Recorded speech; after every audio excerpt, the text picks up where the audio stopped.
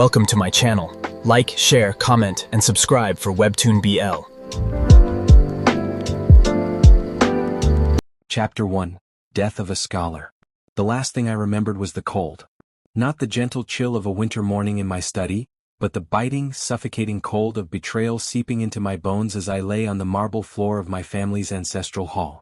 My cousin Li Wen's face hovered above me, his expression a mask of false sympathy that couldn't hide the triumph gleaming in his eyes. "Forgive me, Wen," he had whispered, pressing the poisoned wine to my lips. "But father always favored you. The Li family needs a strong heir, not a bookish dreamer who spends his days writing poetry about moons and distant mountains." I had trusted him, grew up with him, shared my secrets, my fears, my ridiculous childhood dreams of finding love like the heroes in the romance novels I devoured by candlelight. And he had killed me for an inheritance I never wanted. The poison burned through my veins like liquid fire, then turned to ice. I remember my fingers clawing at the floor, leaving desperate scratches on the polished stone. I remember my mother's jade pendant, the only thing she had left me before she died, slipping from my neck and skittering across the floor. Li Wen's boot crushed it without a second glance. And then there was nothing. Nothing but darkness and silence and the terrible loneliness of a soul untethering from a body that had never quite felt like home. I expected the Yellow Springs, the courts of the underworld. Perhaps a stern-faced judge who would tally my good deeds against my bad and decide my next reincarnation. I had been a decent man, I thought. Not a saint, but I had never intentionally harmed anyone. I fed stray cats, returned borrowed books, and once helped an old woman carry her vegetables across a muddy street. Surely that counted for something. Instead, I woke to screaming. Not my own, though I wouldn't have blamed myself if it had been. The screams echoed through darkness like wounded animals, hundreds of voices twisted into a cacophony of despair that made my skull pound. My eyes flew open, and I immediately wished they hadn't. I was lying on something hard and cold. Stone, I realized, my scholar's fingers tracing the surface beneath me. Carved stone, etched with symbols that pulsed with faint crimson light. Above me stretched a ceiling so high I couldn't see its top, lost in shadows that seemed to move and breathe like living things. "Another one," a voice said. Dry, ancient, amused. And so soon after the last. The seal grows weaker. I pushed myself up on shaking arms, every muscle protesting. My body felt wrong, lighter, younger, the chronic ache in my lower back from years of hunching over books completely gone. I looked down at my hands and froze. These were not my hands. Oh, they were still a scholar's hands, slender, long-fingered, calloused at the tips from holding brushes. But the small scar on my left thumb from a childhood paper cut was missing. The faint birthmark shaped like a plum blossom on my right palm was gone. Where am I? My voice came out different too. Still mine but younger. Unbroken by years of disappointment. "Who are you?" The shadows parted and I saw him. He stood perhaps 10 paces away, leaning against a pillar that seemed to grow from the stone floor like a twisted tree. His robes were the color of dried blood, embroidered with golden thread that caught the crimson light. His face was young, impossibly young, with sharp cheekbones and eyes the color of winter frost. But his smile belonged to something ancient. Something that had seen empires rise and fall and found them all equally unremarkable. "You are in the abyssal realm," he said, each word dripping with amusement. "The domain of the demon king, cursed and forgotten by the heavens above and the earth below. And I am merely a servant, a keeper of the threshold, the one who collects the souls that fall through the cracks." I scrambled backward, my back hitting another pillar. The cold of it seeped through my thin robes I hadn't been wearing when I died. These were white, simple, the kind of burial clothes reserved for the unmarried dead. The Demon King? The words tasted like ash. I've read about him. In forbidden texts. Xie Luo, the butcher of 3 realms, who nearly destroyed the world 1,000 years ago before the gods sealed him away. The servant laughed, a dry rustling sound like dead leaves in autumn wind. "Sealed? O mortal, how little your kind understands. The gods did not seal Xie Luo. They tried and they failed. What you call his prison is merely his inconvenience. A boundary he could cross at any moment, should he choose to bear the cost. Then why doesn't he?" The servant's smile vanished. For the first time, something like genuine emotion flickered across his ancient features. Fear perhaps. Or pity. Because the cost would be everything. Every soul in every realm. Every star in every sky. And even Xie Luo, for all his darkness, hesitates to become the monster the gods accused him of being. He paused, studying me with renewed interest. "But you, You are different. The prophecy spoke of you. My blood, or whatever flowed through this new body, turned to ice. What prophecy? The bride of the demon king, the servant said, and the words fell between us like stones into a deep well. The one whose soul carries the key to his prison. The one who will either free him or destroy him. For 3,000 years we have waited. For 3,000 years the seal has rejected every candidate. But you? I'm not marrying anyone, I said flatly. I'm a scholar. I'm a man. And I'm very, very dead, so whatever game this is, I want no part of it. The servant tilted his head, and for a moment, I could have sworn I saw something like sympathy in his ancient eyes. You misunderstand. The prophecy does not care for your preferences. And neither, I suspect, will the demon king. He straightened, his form beginning to dissolve into shadow. He has been summoned. He will arrive within the hour. I suggest you prepare yourself. Prepare myself for what? But he was already gone, melting into the darkness like morning frost under sunlight. I sat alone in that vast, terrible chamber, listening to the distant screams that never seemed to end, and tried very hard not to fall apart. I thought about Li Wei's face as I died. My mother's broken pendant.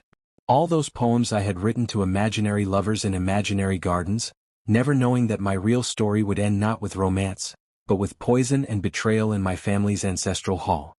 Damn it all, I whispered to no one. I didn't even get to finish my novel. The hour passed like a blade sliding across stone. I spent it exploring my new prison, though there was little to explore, just the massive chamber with its pulsing runes and shadowed pillars, and a single narrow corridor leading deeper into darkness that I was too afraid to follow. I found a shallow pool of water in one corner, its surface perfectly still, and when I looked into it, I saw a stranger's face staring back. Younger. Softer. With none of the weariness that had settled into my features after 28 years of being the unwanted scholar in a family of warriors. This face was perhaps 18, with large dark eyes and lips that looked like they had never known sorrow. It was beautiful in an unremarkable way. The kind of face one might glance at twice but forget by morning. That's not me, I told the reflection. That's not my face. The reflection didn't answer. Of course it didn't. But something in those unfamiliar eyes seemed to hold a secret I wasn't ready to hear. The temperature dropped first. Not gradually but all at once, as if winter itself had exhaled into the chamber. Frost bloomed across the stone floor, crawling up the pillars in crystalline veins.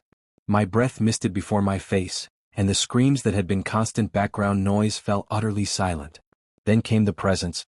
I felt it before I saw it, a weight pressing against my chest, my throat, my mind. An ancient hunger that made my soul want to curl up and hide. The runes on the floor blazed crimson, then white, then a color I had no name for, a shade of black that somehow burned. And then he stepped through the shadows. Xie Luo, the demon king, the butcher of 3 realms, the nightmare that mothers whispered about to frighten their children into obedience. He was beautiful. The thought struck me like a physical blow, inappropriate and disorienting. But it was true. He was the most beautiful thing I had ever seen, and I had spent my life studying art and poetry and the subtle grace of wilting flowers. His hair fell to his waist like a waterfall of ink, unbound and wild. His face was all sharp planes and soft shadows, with cheekbones that could cut glass and lips that curved into something that might have been a smile on anyone else. On him it looked like a threat. His eyes were the color of molten gold and they held no warmth at all. So, he said, and his voice resonated through my bones, through my very soul, you are the one. I couldn't speak, couldn't breathe. Every instinct screamed at me to run, but my body refused to obey. He circled me slowly, like a predator examining prey that had already stopped struggling. His robes were black as void, edged with silver thread that moved like liquid starlight. When he passed close, I caught his scent, night-blooming flowers and old blood and something else, something that made my chest ache with a recognition I couldn't explain. You're a man, he said, stopping before me. Disgust curled his perfect lips. A mortal man, barely more than a child. And the prophecy claims you are my bride. I didn't ask for this, I managed, hating how my voice shook. I don't want to be anyone's bride. I just want to go back to what? He laughed and the sound was terrible. Not cruel exactly. Just hollow. Like a bell that had been cracked for so long it had forgotten how to ring true. To your death? You fell through the cracks between realms, mortal. There is no going back. There is no forward. There is only this and me and a prophecy I never asked for. Then let me go. I met his eyes, though every fiber of my being screamed against it. If you don't want me, let me go. I'll find my own way. Something flickered across his face. Surprise, perhaps. Or curiosity. You're not afraid of me. I'm terrified of you, I corrected. But I was terrified of my cousin too, and he still managed to poison me. Fear has never kept me safe. Xie Luo stared at me for a long moment. Then his hand shot out, fingers closing around my throat, not squeezing, just holding as if testing the fragility of my mortal neck. His touch burned like frostbite. Perhaps I should kill you now, he mused, tilting his head. Remove the variable before it becomes a problem. The prophecy cannot bind me to a corpse. I should have begged. Should have pleaded. Instead, something in me, some stubborn, foolish thing that had survived poison and betrayal and waking up in a nightmare, made me laugh. You could, I said, and my voice barely trembled. But I don't think you will. His grip tightened fractionally. And why not? Because if you wanted me dead, I would already be dead. You're not hesitating because you're merciful. You're hesitating because killing me costs you something you don't want to lose. I swallowed against his fingers. What is it? What do I have that you need? The Demon King went utterly still. For one breath, two, three, I saw something behind his golden eyes that I couldn't name. Something ancient and wounded and desperately, terrifyingly alone. Then his expression shuddered and his hand fell away. You have nothing I need, he said coldly. You are nothing to me. A mistake. A cosmic error that will be corrected in time. He turned his back on me, an act of such deliberate dismissal that it stung more than any insult. The guards will find you quarters. You will remain there until I decide what to do with you. If you attempt to leave this realm, I will know. If you attempt to contact anyone outside, I will know. And if you attempt to invoke the prophecy, I will rip your soul apart piece by piece and feed the fragments to the void. He stepped back toward the shadows, and the darkness welcomed him like a lover. Wait, I called out, surprising myself. Your servant mentioned a seal. A prison. He said I was the key. Xie Luo paused at the edge of the shadows, his profile limned in crimson light. The servant talks too much. He also said you could cross the boundary whenever you wanted, but you chose not to. Why? A long silence. Then, because some cages are of our own making, mortal. And some sins cannot be forgiven, no matter how many worlds we burn. He vanished. And I was alone again, with the frost melting on the floor, and the distant screams slowly resuming their endless chorus, and the terrible certainty growing in my chest that I had just met someone even more broken than myself. Chapter 2, The Heart Within. The guards who came for me were not what I expected. I had imagined towering demons with horns and fangs, creatures of nightmare who would drag me screaming to my cell. Instead, two young women appeared from the corridor, dressed in robes the color of twilight, their faces serene and almost sorrowful. They looked human. They felt, not. This way, honored guest, one said, her voice soft as falling snow. We have prepared chambers for you in the eastern wing. Guest, I repeated, following because I had no better option. Is that what I am? A guest. The women exchanged a glance I couldn't read. The king has not decided your status, the second admitted. Until he does, you will be treated with courtesy. His Majesty is many things, but he is not needlessly cruel. I almost laughed. This was the butcher of 3 realms they were describing. The monster who had supposedly slaughtered entire civilizations in his rage. And yet these women spoke of him with something that sounded dangerously like loyalty. What's your name? I asked the first guard as we walked through endless corridors of black stone. The walls were covered in murals, battle scenes, lovers embracing, trees blooming with impossible flowers.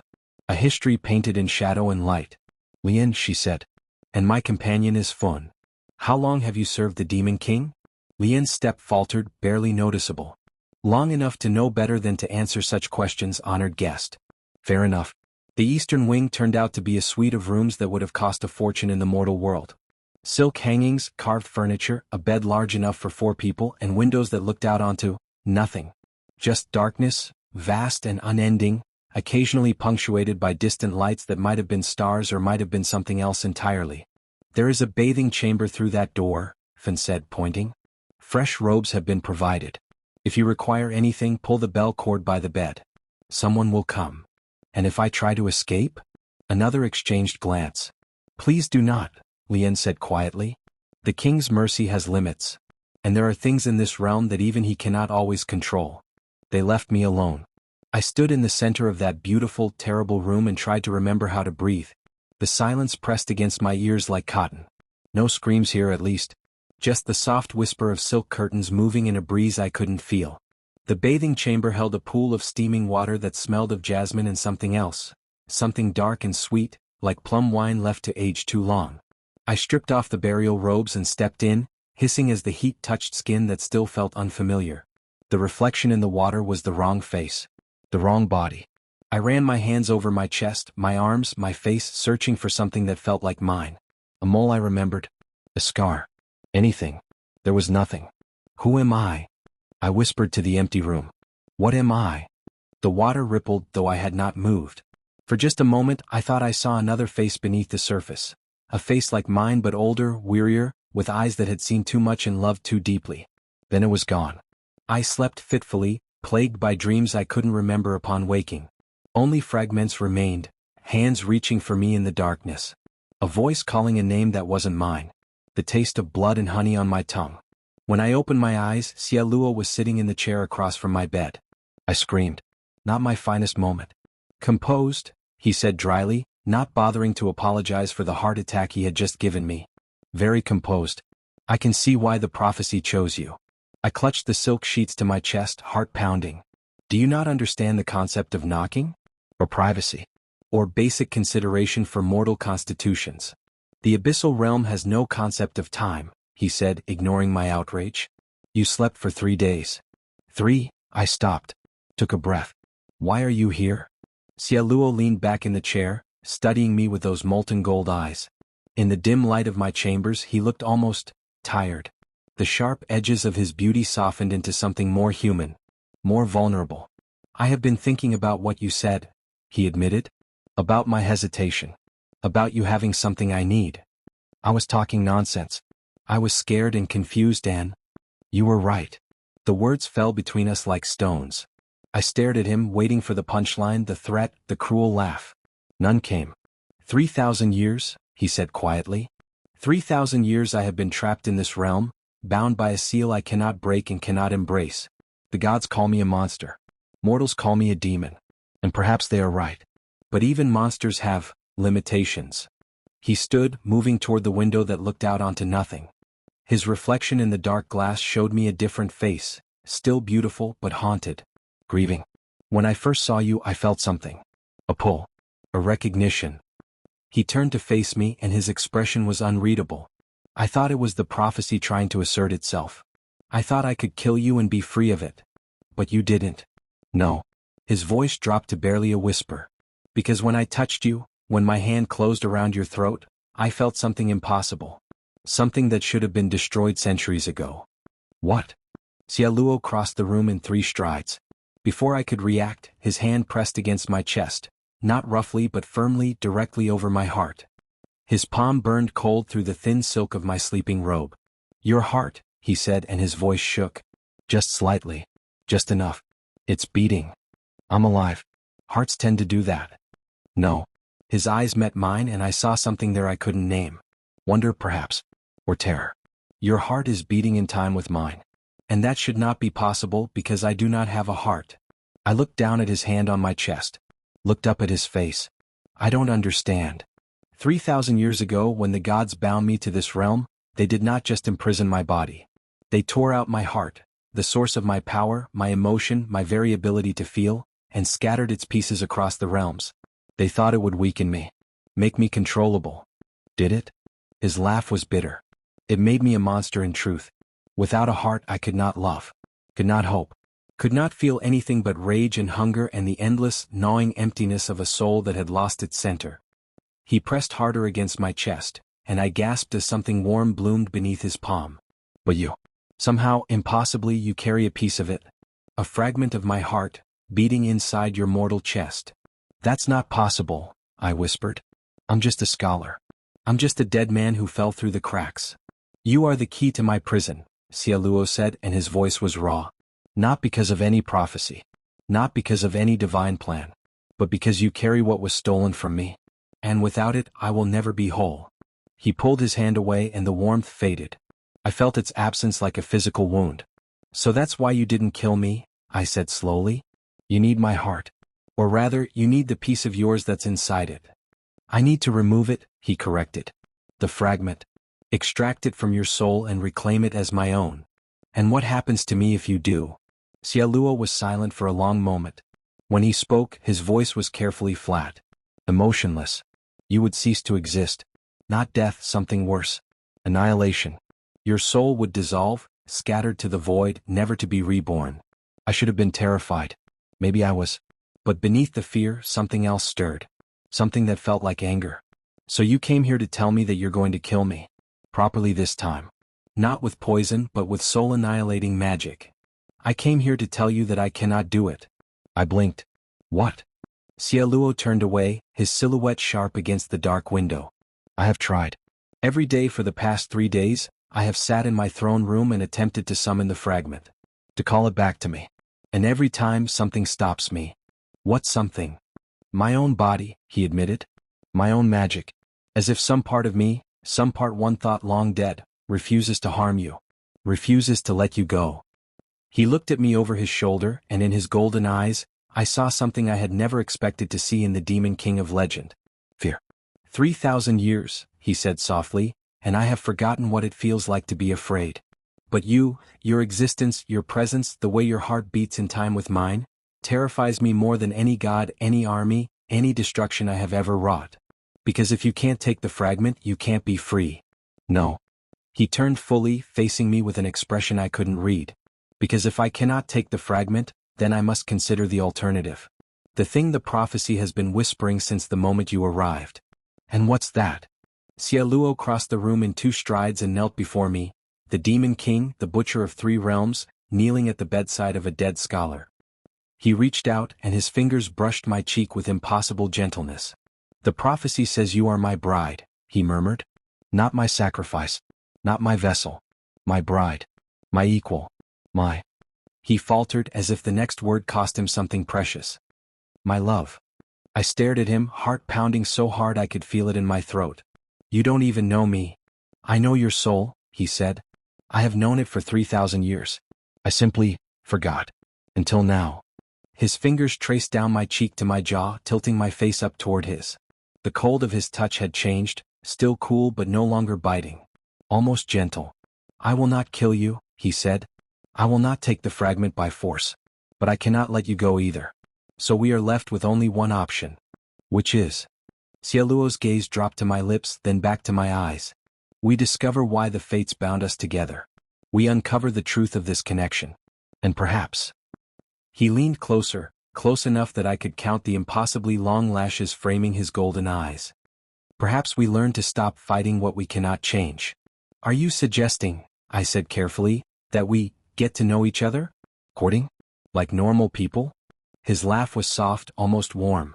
Nothing about this is normal, Li Wen. But yes, I'm suggesting that we try. That you stay in this realm not as a prisoner but as my guest. My companion. And perhaps, in time, something more. And if I refuse? The vulnerability in his eyes flickered, replaced by something harder. Then I will respect your choice. But I will not release you. Not yet. Not while the fragment binds us together in ways I do not yet understand. It wasn't a choice. We both knew it. But something in his voice, something almost pleading, made me want to give him an answer he hoped for. I'll stay, I said slowly. But not because you're forcing me. Because I'm curious. Because I want to understand why I'm here and what this fragment means and why. I hesitated, then admitted the truth I had been avoiding. Why I feel like I've known you before. Like your face is familiar, even though I've never seen it in my life. Xie Luo went very still.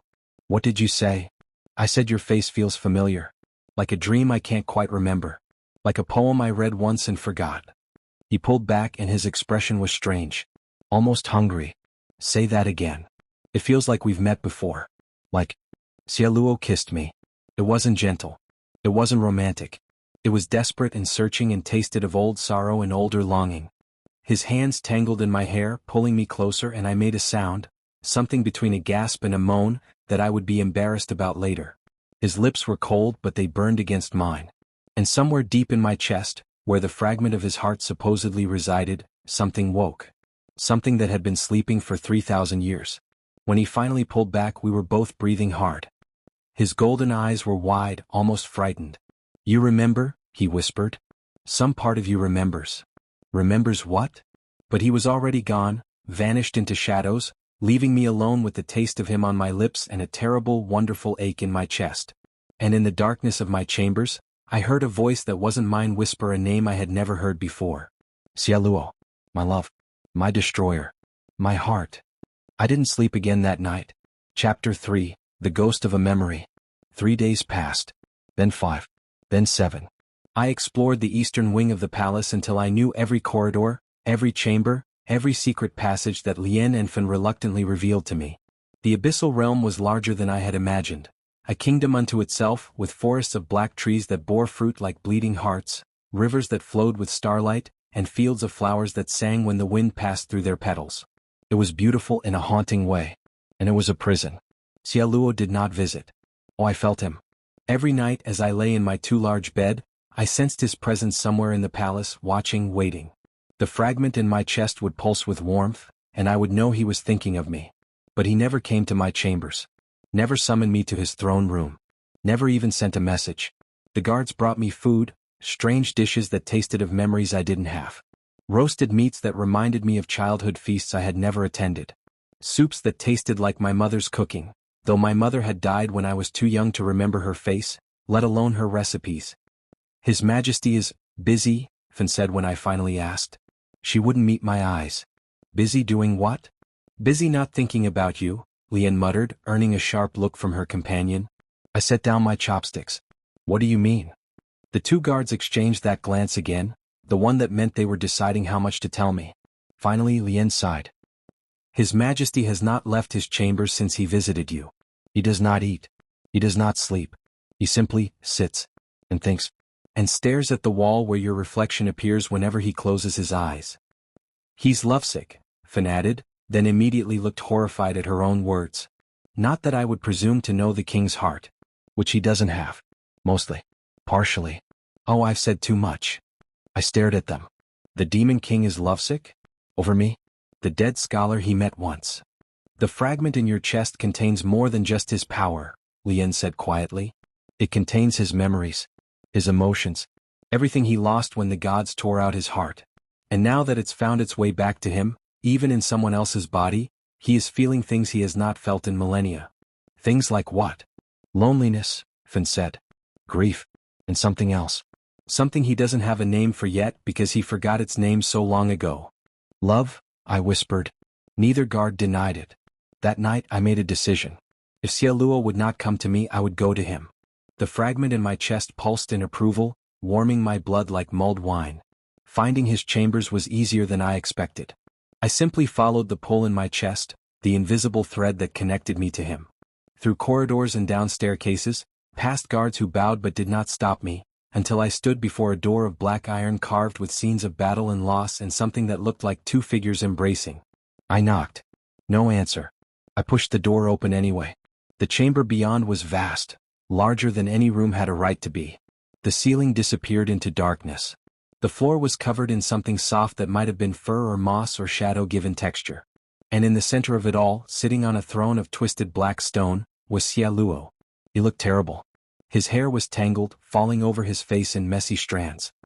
His robes were rumpled as if he had been wearing them for days. And his eyes, those beautiful, terrible golden eyes, were hollow. Empty. Like two dying suns. I told you not to come here, he said, but his voice lacked conviction. You didn't tell me anything. You haven't spoken to me in a week. I was protecting you. From what? He gestured vaguely at himself. From this. From me. From whatever is happening to us that I don't understand. I walked toward him, my footsteps muffled by the strange floor. The guards told me you've been sitting here. Not eating. Not sleeping. Just existing. The guards talk too much. They care about you. They fear me. There's a difference. I stopped before his throne, close enough to touch. Is there? Li Wen and Fan speak of you with something that sounds like loyalty. Maybe even affection. You're not the monster the legends describe, Xie Luo. Or if you are, you're a monster who inspires genuine devotion in your servants. He laughed and the sound was broken. You don't know me. You've been here a week. You've seen nothing of what I am capable of. Then show me. His head snapped up, golden eyes meeting mine. What? Show me, I repeated. The monster. The butcher of 3 realms. Show me the worst of yourself, and let me decide if I should be afraid. Xie Luo stood slowly, unfolding from his throne like a predator waking from a long sleep. He was taller than me, I had to tilt my head back to meet his gaze. And up close, I could see the exhaustion etched into his features, the shadows beneath his eyes, the slight tremor in his hands. "You don't know what you're asking," he said. "Then explain it to me." He was silent for a long moment. Then he reached out and took my hand, not roughly but gently, almost reverently. His fingers intertwined with mine, and the fragment in my chest sang. "Close your eyes," he said. I did. And then I saw. Not with my eyes, with something deeper. Something that existed in the space between souls. Xie Luo's memories flooded into me like water through a broken dam, and I lived 3,000 years in the span of a heartbeat. I saw him as a young demon prince, proud and fierce and desperately lonely despite his power. I saw the gods who pretended to be his allies while plotting his destruction. I saw the war that tore the realms apart, the battles he won and the ones he lost, the friends who betrayed him and the enemies who showed him unexpected mercy. And I saw a face I knew, a face that was mine. No, I thought, watching the memory unfold. Not mine. Someone else. Someone who looked like me. The man in the memory had my features, my build, my way of tilting my head when I was confused. But his eyes were older, wiser. And when he looked at Xie Luo, he looked at him with a love so fierce it burned. "I will find a way," the man said in the memory, cupping Xie Luo's face in his hands. "I will break the seal. I will free you. I swear it on my soul." "You'll die," Xie Luo replied, and his voice was raw with grief. "The cost is too high. Let me go. Let me fade." "Never." The man kissed him, softly, tenderly, a promise sealed in salt and skin. "I will always find you. In this life and the next. I will always love you. I will always." The memory shattered. I gasped, my eyes flying open. Tears streamed down my face, tears I hadn't even known I was shedding. Xie Luo still held my hand, his expression unreadable. "You saw him," he said. It wasn't a question. Who was he? Xie Luo released my hand and stepped back, putting distance between us. "Someone I loved. Someone I trusted. Someone who betrayed me and sealed me in this realm for 3,000 years. That's not what I saw." I wiped my tears with the back of my hand. "I saw him promise to free you.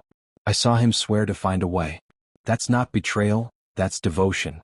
"Keep watching," Xie Luo said coldly. "See what comes next." He didn't need to touch me this time. The memories came on their own, flooding through the connection between us. I saw the man, my other self, my past self, whoever he was, standing before a council of gods. His face was pale, his hands shaking, but his voice was steady. "I will seal him," he said. "I will bind him to the abyssal realm for eternity. But only if you promise to spare his life. Only if you swear not to destroy him utterly." "You ask much, mortal," one of the gods replied, their voice like grinding mountains. "The Demon King has slaughtered thousands. He has burned worlds. He deserves annihilation." "He deserves a chance," the man said. "Give me that. Give him that. And I will give you everything I am." The gods conferred. The decision was made. And I watched as my past self, my previous incarnation, betrayed Xie Luo not out of malice, but out of desperate, impossible love. He sealed the Demon King away to save his life. He bound him to the abyssal realm because the alternative was execution. And then, when the spell was complete and Xie Luo screamed his fury from his new prison, the man turned to the gods and spoke his final words. "When he wakes," he said, "send me to him. Again and again until the end of time. Let me be his bride in every life. Let me pay for my betrayal with an eternity of devotion." "Even if he hates you?" a goddess asked. "Even if he kills you, soul after soul?" The man smiled, and it was the saddest thing I had ever seen. Especially then. The memory ended. I stood in Xie Luo's chambers, trembling from head to toe, the weight of 3,000 years pressing down on my shoulders. He watched me with those golden eyes, waiting. "I betrayed you," I whispered. "My past self. I trapped you here." "You saved me," Xie Luo corrected. His voice was strange, torn between hatred and something softer. "The gods wanted me dead. They wanted to erase me from existence. And you, gave them an alternative. A prison instead of annihilation. But I didn't ask you. I didn't give you a choice." "No." His jaw tightened. "You didn't? And I have spent 3,000 years hating you for it, cursing your name, promising myself that if I ever found your soul again, I would destroy it. Why didn't you? When I arrived. Why didn't you kill me? Xie Luo moved toward me slowly, each step deliberate. Because when I saw your face, when I felt the fragment of my heart beating inside your chest, I realized something terrible. What? He stopped before me, close enough that I could feel the cold radiating from his body. Close enough that I could see my reflection in his golden eyes. I realized I never stopped loving you. He kissed me again, and this time it was different. Slower. Softer. Almost reverent. His lips moved against mine like he was learning me for the first time, mapping every curve and contour. His hand settled on my waist, pulling me closer, and I went willingly. Somewhere in my chest, the fragment of his heart blazed like a sun. When we finally parted, we were both breathless. Xie Luo rested his forehead against mine, his eyes closed, his expression vulnerable in a way I suspected he hadn't allowed himself to be in millennia. I don't know what to do, he admitted.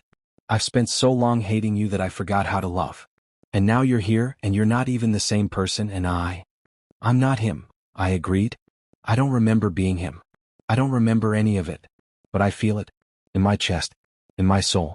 I feel the echo of what we were. Is that enough? I thought about it. About Li Wei's betrayal and my own death. About waking up in a nightmare with a stranger's face. About the prophecy and the fragment and the terrible, wonderful truth that I had loved this monster once, in another life, for reasons I was only beginning to understand. I don't know, I said honestly. But I'm willing to find out. If you are. Xie Luo pulled back, searching my face. Then slowly he smiled. It was the first genuine smile I had seen from him. And it transformed him, softened the sharp edges, warmed the golden eyes, made him look almost human. 3,000 years, he said, and you're still willing to give me chances I don't deserve. Maybe that's what love is, I replied. Giving chances. Over and over, even when we don't deserve them. He kissed me again, and this time I felt the fragment in my chest settle. Not disappearing, not yet, but finding its place. Learning to beat in harmony with his heartless chest. It wasn't forgiveness. Not yet. It wasn't even trust. But it was a start. Chapter 4, The Weight of Oaths. The days that followed blurred together in a haze of discovery and growing familiarity. Xie Luo, I had to stop thinking of him as the Demon King, was not what I expected. Oh, he could be cold, distant, terrifying when his temper flared. But he could also be gentle in ways that caught me off guard.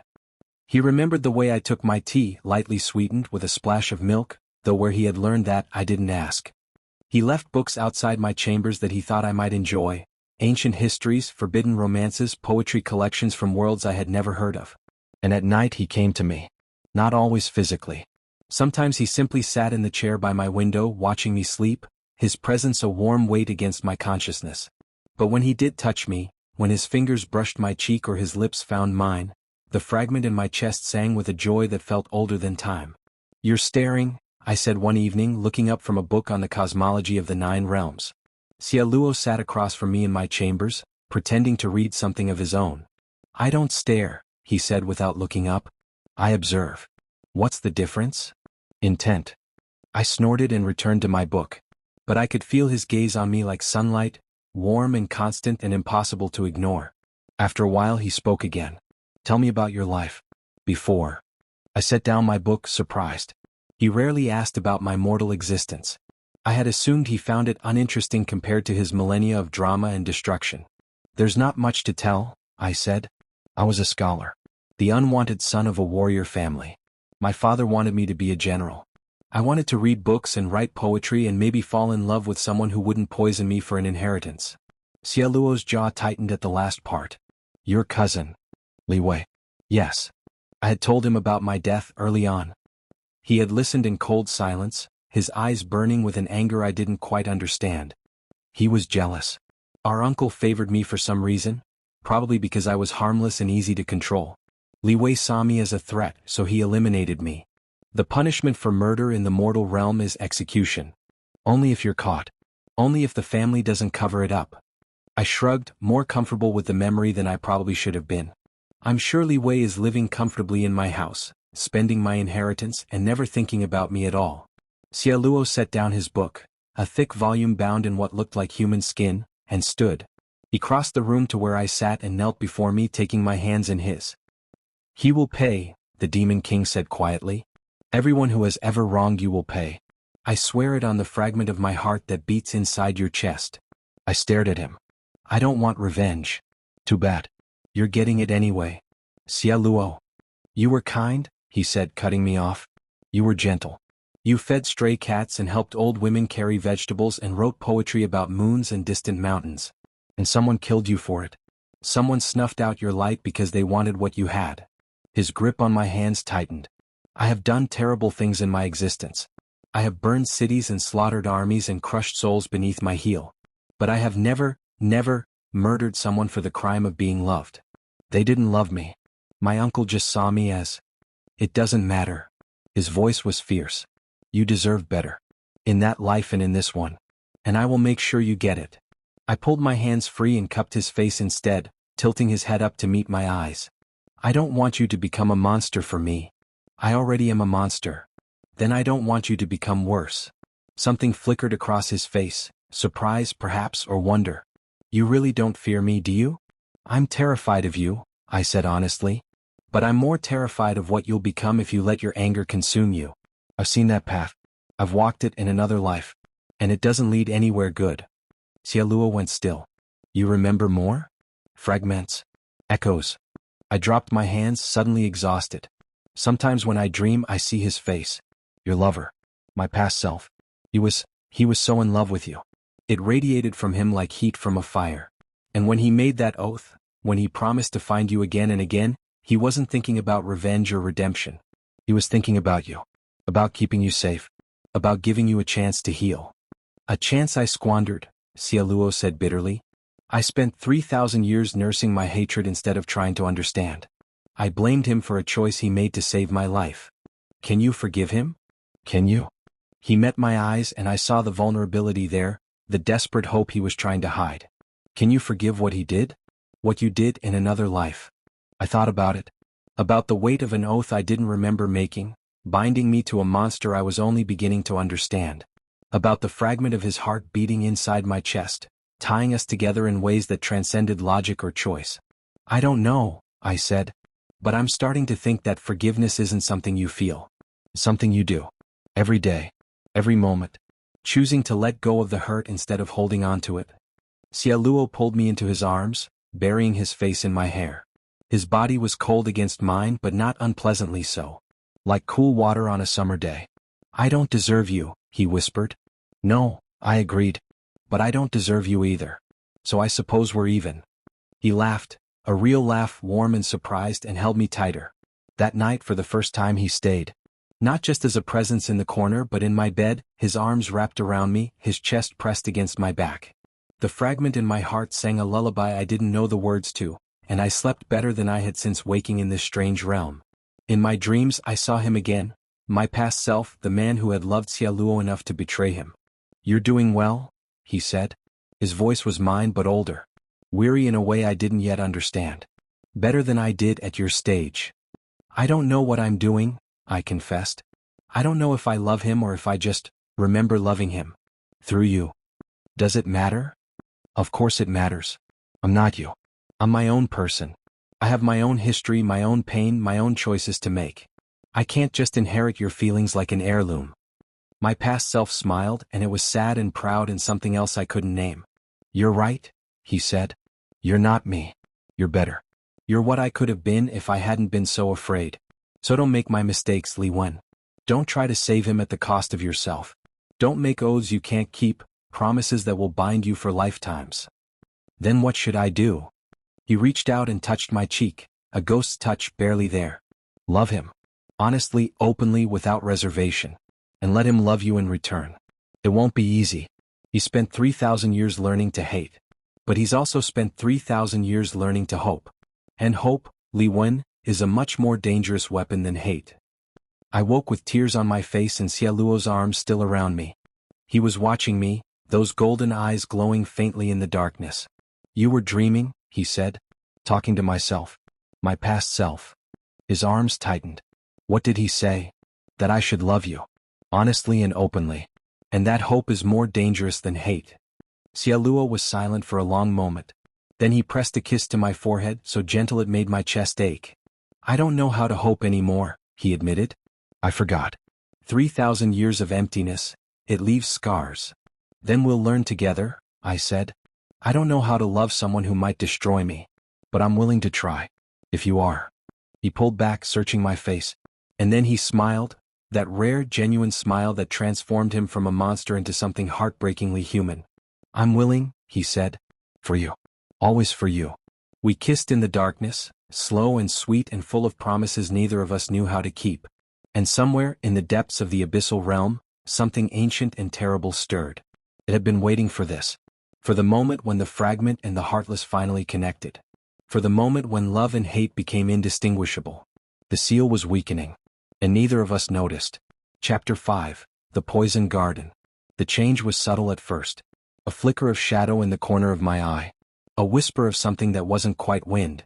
The way the flowers in the garden, those strange singing flowers that bloomed in perpetual twilight, began to wilt at the edges, their petals turning black and crumbling to ash. I noticed because I spent a great deal of time in that garden.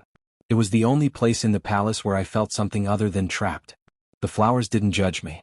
Their songs were wordless and soothing, and when I closed my eyes, I could almost pretend I was back in my mortal study, surrounded by books and silence. The garden is dying, I said to Li Wen one morning, or what passed for morning in a realm without sun. She glanced at the wilting flowers and her expression flickered. It's nothing, honored guest. The seasons change even here. There are no seasons here. You told me that yourself. Li Wen's jaw tightened. Please do not concern yourself with the garden. His Majesty would be most upset if he knew you were worrying. She was hiding something. I had learned to read the guard's tells over the past weeks. The way Li Wen avoided eye contact when she was lying, the way Fan fidgeted with her sleeves when she was nervous. What's happening?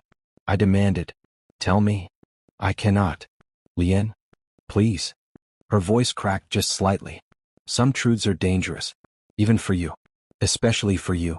She left before I could ask more questions, her footsteps echoing down the corridor like retreating thunder.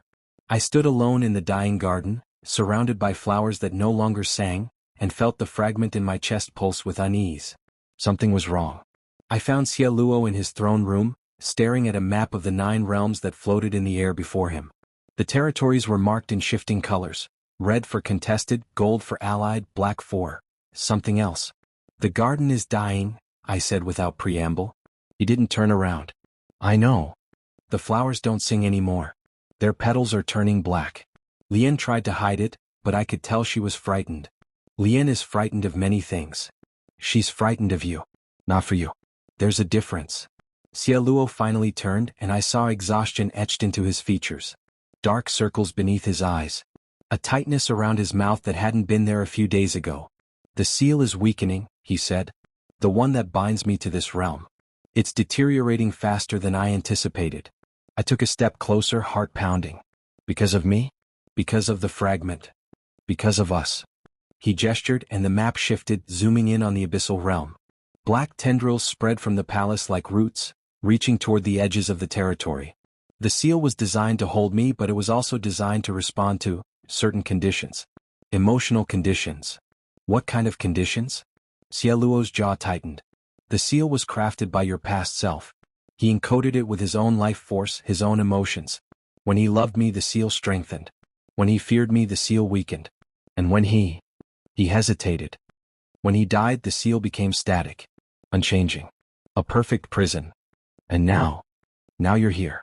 And you're not him, but you carry his soul. His memories buried deep. And the seal doesn't know how to respond. It sees you and thinks it sees him. It feels your emotions, your fear, your confusion, your growing. He trailed off. My growing what? Xie Luo met my eyes. Your growing affection for me. The words hung between us like a challenge. I thought about the nights we had spent together, the way his arms felt around me, the softness in his voice when he thought I was asleep. I thought about the kiss in his chambers, the one that had tasted like forgiveness and possibility. I don't know if I love you, I said honestly, but I care about you. More than I should, probably. More than is safe. The seal interprets caring as love, Xie Luo said. And love weakens it. Your past self built the prison around his own heart, and now that heart is beating again and the walls are crumbling. Is that bad? If the seal breaks, you could leave this realm. You could be free. Freedom has a cost. He turned back to the map and I saw his shoulders tense. If the seal breaks completely, the barrier between this realm and the mortal world will shatter. Every demon, every ghost, every nightmare that I have kept contained for 3,000 years will pour into your world like water through a broken dam. I felt the blood drain from my face. How many? Millions? Perhaps billions? I have not exactly been hospitable to my prisoners. The butcher of 3 realms, I whispered. You didn't slaughter civilizations. You collected them. Trapped them here. I gave them a choice, Xie Luo said, and there was something like shame in his voice. Serve me in the abyssal realm or die. Most chose to serve. But that doesn't make them any less dangerous. They have been waiting for 3,000 years. Hungry, angry, desperate. And if the seal breaks, they'll escape. Not escape.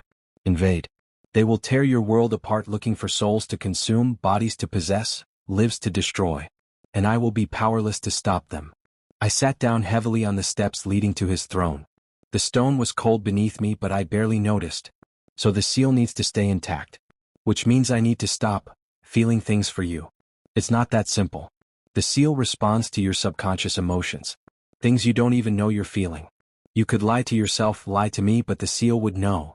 Then what do we do? Xie Luo knelt before me, taking my hands. His touch was cold, but I had grown used to it. Almost comforted by it. We do nothing, he said. We continue as we have been. We let the seal weaken. And when it breaks, billions of demons invade the mortal realm. When it breaks, he continued, I will have my full power back. The power that was locked away with my heart. And I will use it to protect your world. To contain the demons. To fix the damage. You can do that? I don't know. His honesty was brutal. I have never had my full power. It was stolen before I could learn to wield it. But I will try. For you. For the world you came from. I stared at him, this impossible creature who had been a monster for so long he had forgotten how to be anything else. And I made a decision. I'm going to help you, I said. Not because of the prophecy. Not because of my past self's oath. But because I choose to. Because I want to. Xie Luo's breath caught. Li Wen. I'm going to find out everything I can about the seal. How it works, how it was made, how to control it. Your past self, my past self, built it. Which means somewhere in this palace there are records. Research. Clues. Even if you find them, you won't understand them. You're a mortal scholar, not a... I'm the reincarnation of the man who built the damn thing, I interrupted. If anyone can figure it out, it's me. Or some version of me anyway. Xie Luo stared at me for a long moment. Then, slowly he smiled. A real smile, warm and surprised and full of something that looked terrifyingly like hope. You're impossible, he said. I'm a scholar. It's basically the same thing. He pulled me to my feet and kissed me, not gently, not softly, but with a fierce intensity that stole my breath. When he finally pulled back, his golden eyes were blazing. Find what you need, he said. I will hold back the seal as long as I can. But promise me something. What? If it comes down to a choice, between saving the world and saving yourself, choose yourself. Please. I cannot lose you again. I touched his cheek, feeling the cold smoothness of his skin. I promise, I said. But only if you promise the same. He didn't answer. And somehow, that silence frightened me more than anything he could have said. Chapter 6. The Library of Lost Souls. The library was hidden beneath the palace, accessible through a door I had passed a dozen times without noticing. It looked like an ordinary wall, black stone, unremarkable, the kind of thing one's eyes slid over without registering. But when I pressed my palm against it, the stone grew warm, and a pulse of light rippled outward from my touch. Welcome home, a voice whispered. Not aloud, inside my head. Familiar and strange all at once. The wall dissolved. I stepped through into darkness. The library stretched before me like a cavern, vast and impossibly deep. Shelves rose toward a ceiling I couldn't see, crammed with books and scrolls and objects I didn't have names for. Some glowed with their own inner light. Others seemed to drink the darkness in, becoming voids in the shape of knowledge. This is where he worked, I murmured. My past self. Yes, the voice said. And where you will work again. The seal is dying, Li Wen. You must remember how to save it. I don't even know where to start. Start at the beginning. Always the beginning. I walked deeper into the library, drawn by something I couldn't name. The fragment in my chest pulsed in time with my steps, and I realized, with a jolt of recognition, that it was guiding me, leading me toward something important. The shelves grew older as I walked. The books more fragile, their bindings cracked and faded. Dust covered everything, thick as snow, and my footprints left dark marks on the floor. And then I found it. A table in the center of the library, carved from a single piece of obsidian. On it lay a book, not large, not ornate, but old. So old that the leather of its cover had turned to something that looked almost like skin. My past self's journal. I sat down and opened it. The first page was written in a script I didn't recognize, but the words translated themselves as I looked at them. Some magic of the library, perhaps.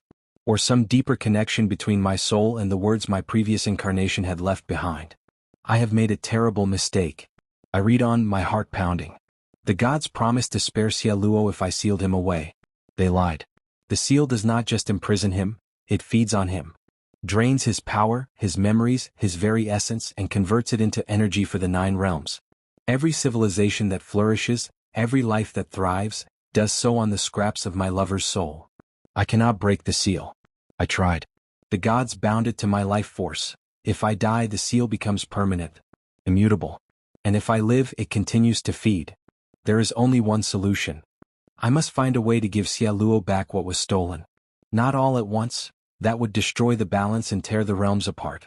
But slowly, carefully, piece by piece. And I must find a way to make him hate me. If he hates me, he will not try to save me. If he hates me, he will not sacrifice himself to break the seal. If he hates me, he will survive. I love him too much to let him die for me. So I will make him hate me. I will betray him. I will become the villain in his story, the reason for his suffering. And when he finally finds my soul again in whatever life comes next, he will kill me. And the seal will break. And he will be free. The journal entry ended there. I sat in the darkness of the library, trembling as the full weight of my past self-sacrifice settled onto my shoulders. He hadn't betrayed Xie Luo out of malice. He hadn't betrayed him to save the world. He had betrayed him to save him. And then he had engineered his own death, over and over, across lifetimes, to give Xie Luo the revenge he thought he wanted. He doesn't want revenge, I whispered to the empty library. He wants you. He always wanted you. The journal pulsed with light, and a new entry appeared, written not in my past self's hand but in mine. In this life's hand. Then give him what he wants. I closed the book and ran. Chapter 7, The Confession. I found Xie Luo in the garden. The flowers were almost all dead now, their black petals crumbling to ash that drifted through the air like snow. He stood in the center of the destruction, his robes stirring in a wind I couldn't feel, his face turned toward a sky that had never held stars. Xie Luo. He didn't turn. You found the library. I found the journal. Your lover's journal. My past self's journal. Ah. His voice was flat. So you know the truth now. The real truth. I walked toward him, my footsteps crunching on the ash. He didn't betray you to save the world. He betrayed you to save you. The seal was feeding on your essence, draining your power to fuel the 9 realms. Breaking it would have killed you. So he made a choice. A choice I never asked him to make. He loved you. He destroyed me. He loved you, I repeated, stopping before him. And he spent 3,000 years engineering his own deaths, lifetime after lifetime, so that you could have the revenge you wanted. So that you could kill him and be free. Xie Luo finally turned, and his golden eyes were bright with something that looked like tears. I don't want revenge anymore. I know. I want, his voice cracked. I want him back. I want to hold him and tell him that I understand. That I forgive him. That I never stopped. He couldn't finish. The words caught in his throat like thorns. I reached out and took his hands. I'm not him. I can never be him. But I carry his soul. His memories.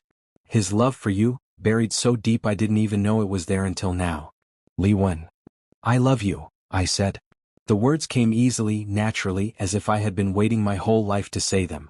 Not because of some prophecy. Not because of some ancient oath. Because I choose to.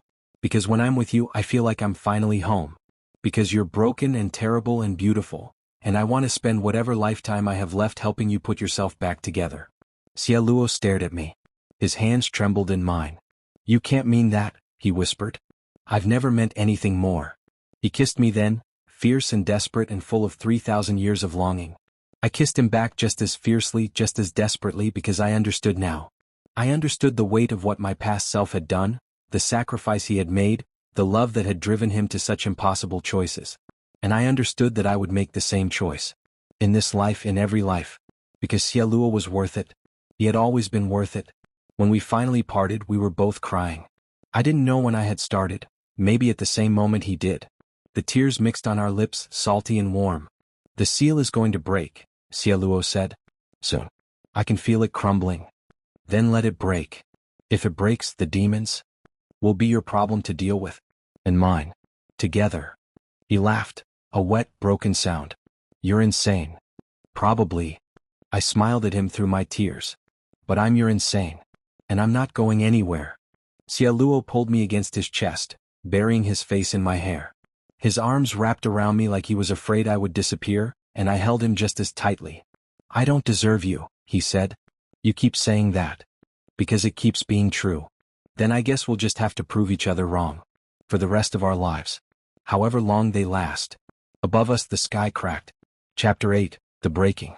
It started with a sound like shattering glass. I looked up, and the darkness above the garden was splitting apart, thin lines of silver light spreading across the void like cracks in a frozen lake.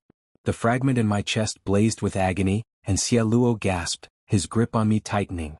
It's happening, he said. The seal. I know. We need to get you somewhere safe. There is no safe. Not anymore. I pulled back, meeting his eyes. What do you need me to do? Xie Luo's expression flickered. Surprise, gratitude, and something deeper. Something that looked like love. I need you to stay alive, he said. Whatever happens. Whatever I become. Stay alive. That's not an answer. It's the only answer I have. The cracks spread faster now, silver light pouring through them like water. The ground beneath our feet began to shake, and somewhere in the distance I heard screaming. The demons, millions of them, felt the seal breaking. Felt their freedom approaching. Xie Luo raised his hands and power exploded from him in waves, dark and terrible and beautiful.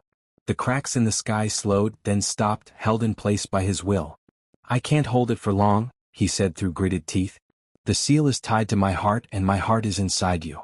If I want to stop this, I need to take it back. Then take it. You'll die. Maybe. But if you don't, millions of people will die. Billions. Including everyone I ever knew. Everyone I ever loved. Xie Luo's eyes blazed. I can't lose you again. You won't. I stepped closer, pressing my hand to his chest, over the place where his heart should have been. I'll come back. I always come back.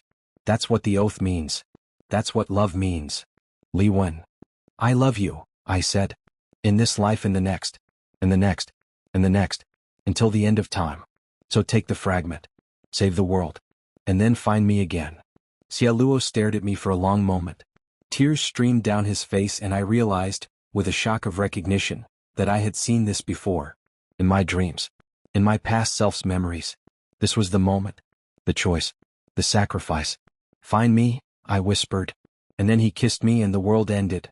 Chapter 9, The Heart Restored. Bang. That was the first thing I knew. Pain, white-hot and all-consuming, radiating from my chest like a second sun.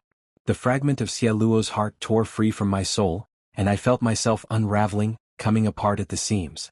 But just before I faded completely, I felt something else. Hands. Warm and solid, catching me before I could fall. And a voice, broken, desperate, beautiful, whispering in my ear. I won't let you go. Not this time. Not ever. The darkness receded. I opened my eyes. Xie Luo knelt over me, his face pale, his golden eyes wild with fear. But there was something different about him. Something warmer. The cold that had radiated from him since the moment we met was gone, replaced by a gentle heat that pressed against my skin like summer sunlight. You're alive, he breathed.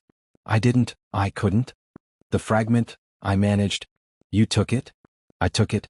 But I didn't. I couldn't let you die. So I gave you something in return. I looked down at my chest. My robes were open and over my heart, where the fragment had been, there was a new mark. A brand glowing faintly gold in the shape of a heart. What did you do? Xie Luo's hand covered the brand, his touch gentle. I gave you a piece of my power. Enough to keep your soul tethered to your body. You're not immortal, not yet, but you're not mortal anymore either. You're something in between. You split your heart, I realized. You took back the fragment and then you split it again. Gave me a piece of it. The smaller piece. The safer piece. It won't sustain the seal, but it will sustain you. Keep you alive. Keep you with me. I reached up and touched his face, his warm face, his human soft skin. You're different. The fragment made me whole. For the first time in 3,000 years I feel everything. The cold is gone. The emptiness is gone. He leaned into my touch, closing his eyes. You've given me back myself, Li Wen. I don't know how to thank you. Kiss me again, I said. And we'll call it even. He did. And above us the sky healed. The cracks sealed themselves, the silver light faded, and the screaming of the demons faded to silence. The seal wasn't broken, not completely. But it was different now. Weaker, yes, but also more flexible. More forgiving. A seal that could bend without breaking. A prison that could become a home. 3 months later, I stood in the garden and watched the flowers bloom. They were different now, not the singing flowers of before, but something new. Their petals were gold and silver, the colors of Xie Luo's eyes, and when the wind passed through them, they whispered instead of sang. Whispers of old sorrows and new hopes, of love lost and found again. What are you thinking? Xie Luo asked, coming up behind me. His arms wrapped around my waist and I leaned back against his chest. That I never expected to be happy, I said. In my mortal life, I thought happiness was something that happened to other people. The ones with loving families and bright futures and hearts that hadn't been broken by betrayal. And now, I turned in his arms, looking up at his face. He was beautiful, more beautiful than ever, with his golden eyes warm and his lips curved in a soft smile. 3,000 years of bitterness had faded from his features, replaced by something that looked almost like peace. Now I know that happiness isn't something you find, I said. It's something you build. With broken pieces and scarred hands and a heart that refuses to give up. Xie Luo kissed my forehead. That's very poetic. I'm a scholar. It's basically the same thing. He laughed, a real laugh, warm and full, and held me tighter. We had a long road ahead of us. The seal still needed to be maintained, the demons still needed to be controlled, and somewhere in the mortal realm, Li Wei still lived comfortably in my house, spending my inheritance, never knowing that the cousin he had murdered had become something more than human. But those were problems for another day. Today I stood in a garden of gold and silver flowers, wrapped in the arms of a monster who had become a man, and I let myself be happy. I love you, Xie Luo said, and the words no longer tasted like ash. I love you too, I replied, and the fragment of his heart in my chest beat in time with his. In the distance, the sun, a real sun newly risen over the abyssal realm, painted the sky in shades of rose and gold. It was, I thought, a very good beginning.